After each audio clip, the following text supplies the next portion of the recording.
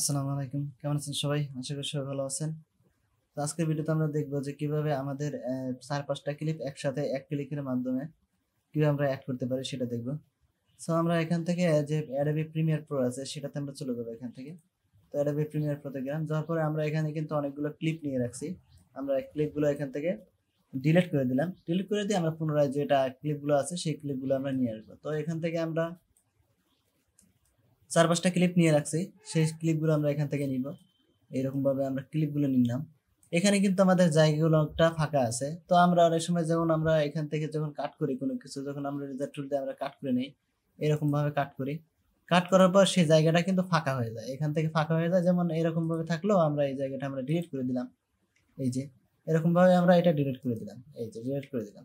তারপরে আমাদের জায়গাটা কিন্তু ফাঁকা হচ্ছে। অনেকগুলো জায়গা ফাঁকা আছে। অনেকগুলো যদি আমরা এখান থেকে আরো ভিডিও নিয়ে আসি এরকমভাবে অনেকগুলো ভিডিও এভাবে নিয়ে আসি। কিন্তু এখানে কিন্তু জায়গাগুলো ফাঁকা, ফাঁকা আছে। তাই আমরা এই জায়গাগুলো এক ক্লিকের মাধ্যমে কিভাবে এই গ্যাপগুলো পূরণ করব সেটা দেখব। সো আমরা এখান থেকে কি করব আমরা এরকমভাবে প্রত্যেকটা এরা সিলেক্ট করব। সিলেক্ট করে আমরা যদি এখান থেকে আমাদের যে আছে, আমার সিকোয়েন্স আছে, সিকোয়েন্সের ওখানে গেলেই আমাদের এখানে যে ক্লোজ গ্যাপ যেটা আছে এখানে ক্লিক করলে কিন্তু আমাদের এটা এড হয়ে যাবে। আবার এখান থেকে আমরা এরকমভাবে একটা করে টেনে কিন্তু এটা করতে পারবো। কিন্তু টেনে করতে কিন্তু আমাদের অনেকটা সময় লেগে যাবে। এরকমভাবে টেনে নিয়ে করতে অনেকটা সময় লেগে যাবে এরকমভাবে।